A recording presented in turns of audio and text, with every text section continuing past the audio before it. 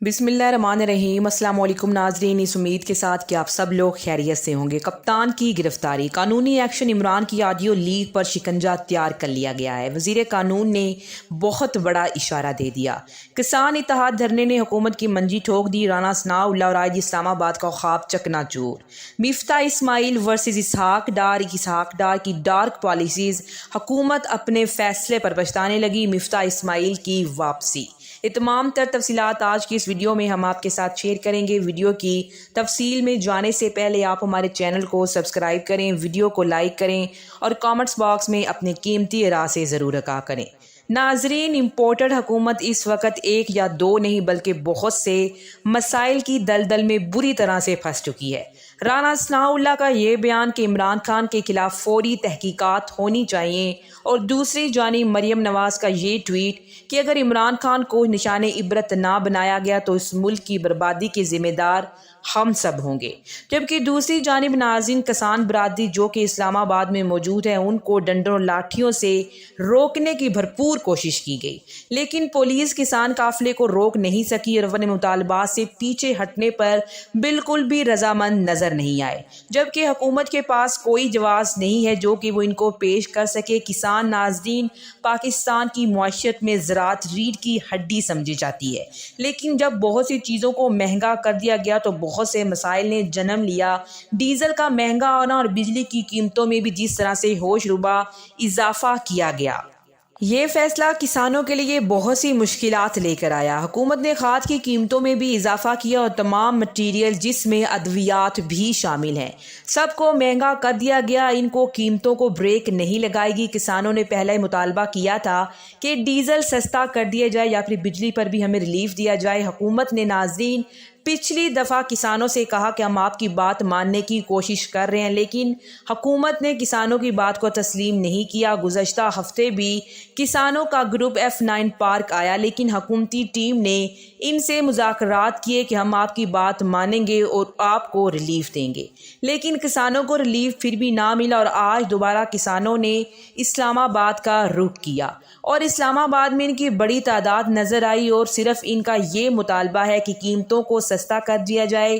Diesel اور بجلی جو کہ لاکھوں کی صورت میں بجلی کے بل آ رہے ہیں، اس سے ہمارا گزارا کرنا مشکل ہے، کیونکہ ہم نے پہلے فصل پکانی ہے، پھر اس کو بیچنا ہے، پھر جا کر ہم نے اس پر منافع کمانا ہے۔ اس کی اپنی کاسٹ ہی پوری نہیں ہو رہی اس مہنگے ڈیزل اور بجلی کے بلوں کے ساتھ اور ان کی مہنگی کھادوں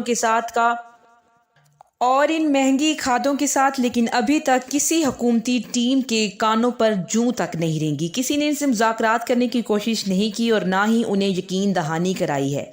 وزارت داخلہ رانا ثناء اللہ نے میٹنگ کا بہانہ بنا کر کسانوں سے جان چھڑائی ہے، لیکن کسان اپنے مطالبات سے پیچھے ہٹتے ہوئے نظر نہیں آ رہے۔ اور ناظرین، رانا ثناء اللہ راجی اسلام آباد جو کہ عمران خان کے لانگ مارچ کی تیاریاں کر رہے تھے، لیکن اب پہلے کسانوں سے نمٹ لیں، کیونکہ انہوں نے یہ ساری تیاریاں تو عمران خان کے لیے کی تھی، لیکن کسانوں نے رانا ثناء اللہ اور آئی جی اسلام آباد کے خواب کو تبردوز کر دیا اور یہ بات کلیئرلی حکومت کو بتا دی کہ آپ جتنی بھی رکاوٹیں کھڑی کر لیں، لیکن اسلام آباد میں داخل ہونے سے ہمیں بالکل بھی کوئی روک نہیں سکتا۔ اور جو بڑی بڑی بڑکے مار رہے تھے رانا ثناء اللہ صاحب، آج کسانوں کے ڈر سے میٹنگ کا بہانہ بنا کر کسانوں سے جان چھڑائی۔ اور ناظرین، دوسری جانب شہباز شریف کو بہت بڑا دھچکا لگا ہے۔ مفتاح اسماعیل کو سٹینڈ بائی پر رکھ لیا گیا۔ اسحاق ڈار کی وطن واپسی سے پہلے ہی ڈالر نیچے آنا شروع ہو گیا تھا اور یہ کہا گیا کہ دیکھیں، اسحاق ڈار کے آنے سے پہلے ہی ڈالر نیچے جا رہے۔ اس پر اسحاق ڈار نے بھی کہا تھا کہ ابھی میں پاکستان پہنچا ہوں اور ڈالر کتنا نیچے آ چکا ہے۔ آپ بھی یہ جانتے ہیں کہ اسحاق ڈار نے بطور وزیر خزانہ حلف اٹھا لی، جبکہ پاکستان کے اکانومسٹ پہلے ہی یہ وویلا مچا رہے تھے کہ اسحاق ڈار نے پہلے بھی پاکستانی برآمدات کے ساتھ جو کچھ کیا ہے وہ ابھی تک ہم نہیں بھولے، اب اللہ خیر کرے۔ لیکن اسحاق ڈار کے وزیر خزانہ بنتے ہی ناظرین پاکستانی بانڈز کریش کر چکے ہیں۔ پاکستان کے لیے یہ بہت تشویشناک صورتحال پیدا ہو چکی ہے پاکستان کی معیشت کے لیے، کیونکہ پاکستان نے $30 بلین واپس کرنے ہیں۔ IMF اور دیگر اداروں سے پاکستان کو 7 سے 10 ارب ڈالر کا انتظام تو ہو جاتا ہے، لیکن باقی بانڈز اور مارکیٹ سے پیسے جو ہے وہ حاصل کرنے ہوتے ہیں۔ جبکہ ڈارک کے آتے ہی معیشت ڈارک ہوتی ہوئی نظر آ رہی ہے۔ دن بدن صورتحال بگڑتی جا رہی ہے، جبکہ اسحاق ڈار نے کہا تھا کہ معیشت کو بہتر کرنے کے لیے کچھ دن دیں، پہلے شرح سود کو نیچے لائیں گے۔ عمران خان نے ملک کی معیشت کو ناقابل تلافی نقصان پہنچایا ہے۔ سارا کا سارا ملبہ انہوں نے عمران خان پر گرانے کی کوشش کی اور یہ بھی دعویٰ کیا کہ پاکستان ڈیفالٹ ہونے سے دور ہو چکا ہے، جبکہ ناظرین ابھی تک ایسا کچھ بھی ہوتا ہوا نظر نہیں آ رہا۔ دوسری جانب وزیراعظم کی کابینہ سینچری کی طرف بڑھ چکی ہے۔ مفتاح اسماعیل جنہیں وزیر خزانہ کے عہدے سے تو ہٹایا گیا اور انہوں نے کوئی بھی عہدہ لینے سے انکار کر دیا تھا، لیکن اب اسحاق ڈار کی ڈارک پالیسیز آتے ہی بانڈز کو جو انہوں نے نقصان پہنچایا ہے، وزیر اعظم شہباز شریف نے مفتاح اسماعیل کے وفاقی عہدے کو برقرار رکھنے کا فیصلہ کیا ہے۔ وہ کابینہ کا حصہ رہیں گے، بغیر قلمدان کے وفاقی وزیر تعینات رہیں گے۔ یعنی کہ ناظرین اگر معاملات اسحاق ڈار سے نہ سنبھلے تو پھر سے مفتاح اسماعیل کو قربانی کا بکرا بننے کے لیے وزیر خزانہ کے عہدے پر پیش کر دیا جائے گا، جبکہ یہاں پر ایک بہت بڑا سوال یہ ہے کہ کیا پاکستان کی معیشت ان تجربات کی متحمل ہو سکتی ہے؟ اور ناظرین وفاقی وزیر قانون اعظم نذیر طائر نے آج ایک کانفرنس کی جس میں انہوں نے کہا کہ کل سے ایک آڈیو زیر بحث ہے۔ عمران خان کا سازشی بیانیہ لوگوں کے سامنے آ چکا ہے۔ جو لوگ ملک سے کھیلنے کی باتیں کر رہے ہیں اور کوشش کر رہے ہیں ان کو فکر کرنی چاہیے۔ عمران خان کے خلاف آئینی اور قانونی چارہ جوئی کی جائے گی۔ سائفر کے معاملے پر عمران خان نے غیر ذمہ دارانہ رویہ اپنایا۔ سابق وزیراعظم عمران خان نے ملک کی سلامتی کے منافی خطرناک کھیل کھیلنے کی کوشش کی۔ عمران خان نے آفیشل سیکرٹ ایکٹ کی خلاف ورزی کی۔ ملک کی سلامتی پر کوئی سمجھوتہ نہیں کیا جائے گا۔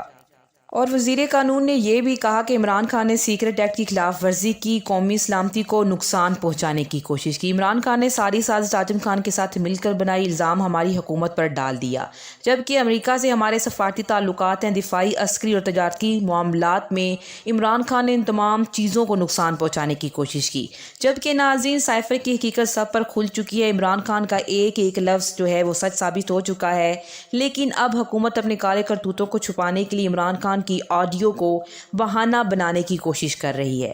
اور وفاقی وزیر کی یہ کانفرنس بھی اسی سلسلے کی ایک کڑی ہے، جبکہ ناظرین دوسری جانب عمران خان آڈیو لیک کے بعد اور بھی خطرناک نظر آ رہے ہیں اور وہ اپنے جلسوں کی نصف سینچری مکمل کر چکے ہیں۔ اور آج عمران خان مظفر آباد میں اپنا تاریخی پاور شو کرنے جا رہے ہیں۔ مظفر آباد میں آج عمران خان جلسے سے خطاب کریں گے۔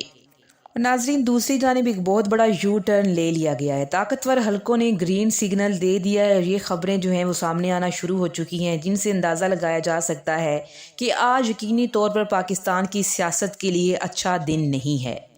جبکہ ناظرین حیران کن طور پر یہ لوگ پھر سے قبول ہے اور ان کو جنہوں نے گرین سگنل دیا ہے ان کا بھی آپ کو اندازہ ہو چکا ہوگا، کیونکہ نواز شریف اور اسحاق ڈار بار بار کہتے رہے ہیں کہ ہمیں اس وقت کے طاقتوروں نے ہمارے ساتھ سب کچھ یہ کروایا تھا، اور اگر نکلوایا ناظرین انہوں نے تھا تو پھر لا بھی وہی رہے ہیں۔ بھلا ان کی مرضی کے بغیر کیسے ہو سکتا ہے کہ نواز شریف وطن واپس آ جائیں؟ جی ہاں ناظرین، اس کے حوالے سے تمام تفصیلات سے آپ کو اگلی ویڈیو میں آگاہ کریں گے۔ تب تک کے لیے مجھے اجازت دیجیے، ملتے ہیں ایک اور نئی ویڈیو کے ساتھ۔